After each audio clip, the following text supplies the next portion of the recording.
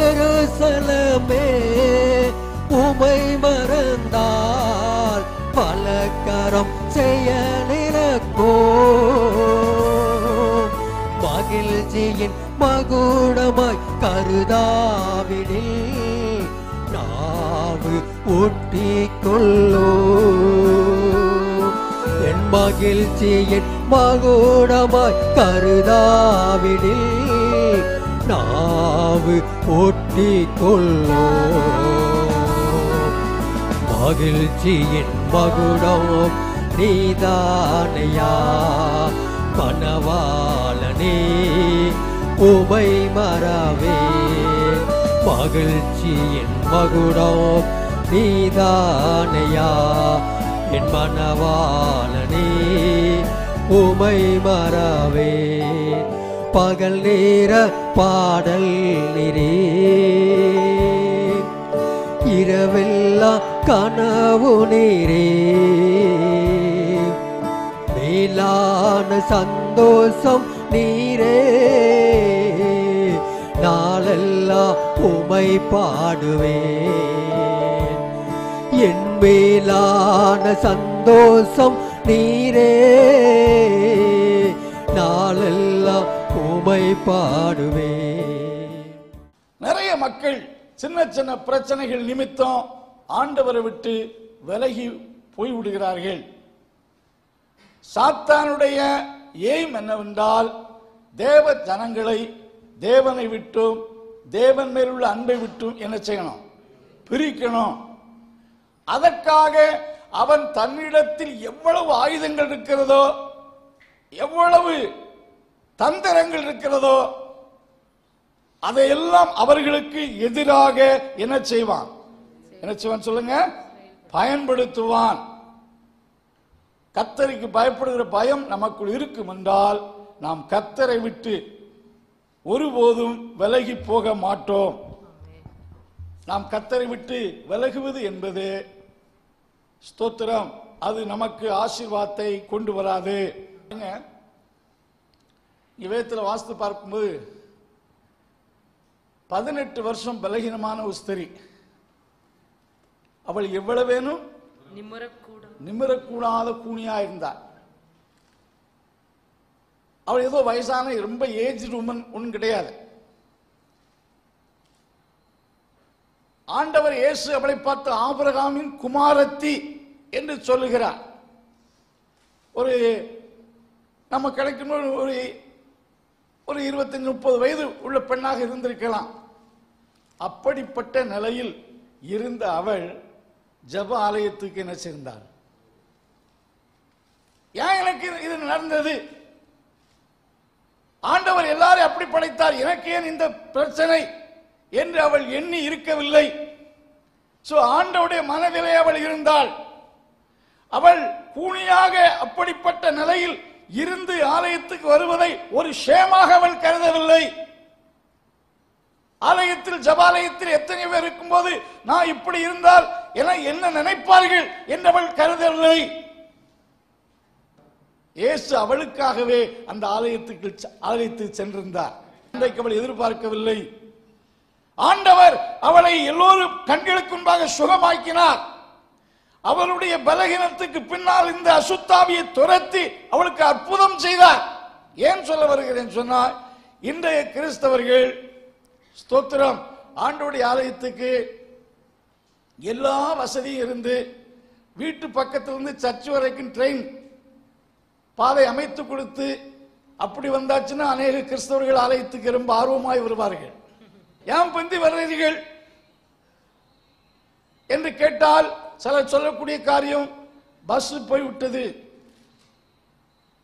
Bus எத்தனை மணிக்கு வரும் உங்களுக்கு தெரியும், ஆலயத்தின் ஆராதனை எத்தனை மணிக்கு என்று தெரியும். அப்ப ஆலயத்து வரணும், சரியான நேரத்துக்கு போய் சரியான வர முடியும். உங்களுக்காக பஸ் வெயிட் பண்ணாது. உங்களுக்குள்ள ஆர்வம் தான். சிலருக்கு ஞாயிற்றுக்கிழமை சொன்னாலே மறந்து தூங்கி விடுவார்கள். அப்படிப்பட்ட கேட்டகரியில் உள்ள கிறிஸ்தவ மக்கள் இருக்கிறார்கள். இந்த ஆலயத்துக்கு போய் யாராவது இது ஞாயிற்றுக்கிழமையா தெரியாமல் தூங்கக்கூடியவர்கள் இருக்கிறார்கள். பாருங்கள், கர்த்தரை தேடுவதில் இந்த பெண்ணுக்கு அவ்வளவு ஆர்வம் இருந்தது. ஆகையால் தான் அந்த ஸ்தோத்திரம் 18 வருஷ கஷ்டத்தில் இருந்தாலும் அவள் கர்த்தரை விட்டு விலகல. அந்த வியூல நான் அவளை பார்க்கிறேன். சூம்பின கையை உடையவன், ஒரு கை சூம்பின கை.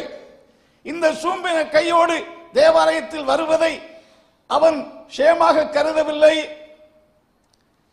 சூம்பின கை, கொஞ்சம் கற்பனை பண்ணி பாருங்க. அவன் எத்தனை வருஷம் அந்த சூம்பின கையோடு பிறக்கும்பதை இருந்தான தெரியா. அவன் நல்ல ஒரு வாலிப வயதையெல்லாம் தாண்டினவன் தான்.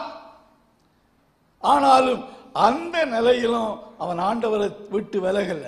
சப்பாத்து டே என்று சொல்லக்கூடிய ஓய்வு நாளிலே கர்த்தருடைய ஆலயத்துக்கு அவன் தேவனை தேடி வந்தான். ஆண்டவர் அவனை பார்த்து சூம்பின கையை நீட்டி என்று சொன்னார். அன்றைக்கு அவனுக்கு ஒரு அற்புதம் செய்தார். நான் ஏன் சொல்றேன்னா, கர்த்தரை விடாமல் நீங்க பற்றி கொண்டீங்கன்னா கர்த்தர் உங்களுக்கு செய்வது சிறந்த நன்மையாக இருக்கும். அற்புதம் கண்டிப்பாக செய்வார். உங்களுக்கு நன்மை செய்யும்படி என்னை விட்டு விலகி போகாதபடிக்கு. அப்போ ஆண்டவரை விட்டு விலகி போகாது இருப்பீர்கள் என்றால் நிச்சயம் நன்மை செய்வார். விலகி போய்விட்டு ஆண்டவர் நன்மை செய்யவில்லையே என்று உங்களை எதிர்பார்க்கிற நேரத்திலும் எதிர்பார்க்கிற வழியிலும் கர்த்தர் நன்மை செய்ய மாட்டார். God's way is always different from our ways.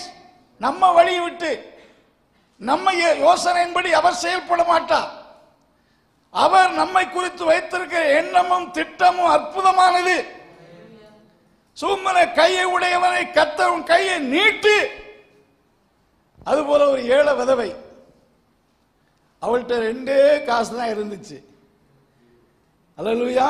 அவருடைய ஜீவனத்துக்கு மறுநாளைக்குள்ள அந்த 2 காசு, அந்த 2 காசோடு தேவாலயத்துக்கு அவள் எவ்வளவு டிஸ்டன்ஸ்ல இருந்து வந்தாள் என்று சொல்ல முடியாது. பொதுவாக ஒரு ஓய்வு நாள் சொல்லும் கிட்டத்தட்ட ஒரு கொஞ்சம் டிஸ்டன்ஸ் இருந்தாலும், அப்படிப்பட்ட வறுமையின் பின்னணியத்தில் இருந்தாலும் அவள் தேவனை தேடி வந்தாள்.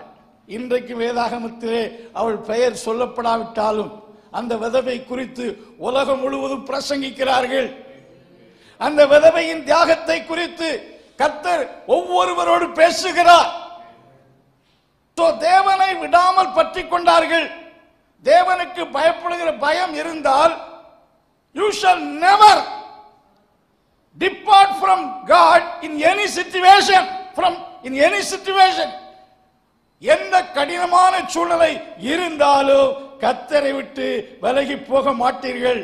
கர்த்தரை விட்டு விலகி போகாமல் இருப்பீர்கள் என்றால் கர்த்தர் definitely he will do a miracle in your life. கர்த்தருக்கு பயப்படுகிற பயத்தை நம் உள்ளத்திலே, நம் பிள்ளைகளின் இருதயத்தில் வைக்க தேவனால் தான் முடியும். தேவனை தவிர யாரால் அதை செய்ய முடியாது. நல்ல ஆண்டவரே, இந்த கால வேளையிலே உமக்கு பயப்படும் பயத்தை உடைய பிள்ளைகளின் இருதயத்துக்குள் வைக்கும்படி இயேசுவின் நாமத்தில் ஜெபம். உம்மை விட்டு பிரிந்து போகாதபடி, உமக்கு விரோதமாய் பாவம் செய்யாதபடிக்கு இயேசுவின் நாமத்தில் உம்முடைய நன்மைகளை பெற்று அனுபவிக்கும்படி உமக்கு பயப்படும் பயத்தை எல்லோருடைய இருதயத்துக்குள், சிறியவர்கள் பெரியவர்கள் உள்ளத்தில் கர்த்தர் வைக்கும்படியாய் ஜெபிக்கிறோம். கிருபை கூட இருப்பதாக இயேசுவின் நாமத்தில் ஜெபங்கேடு நல்ல பிதாவே.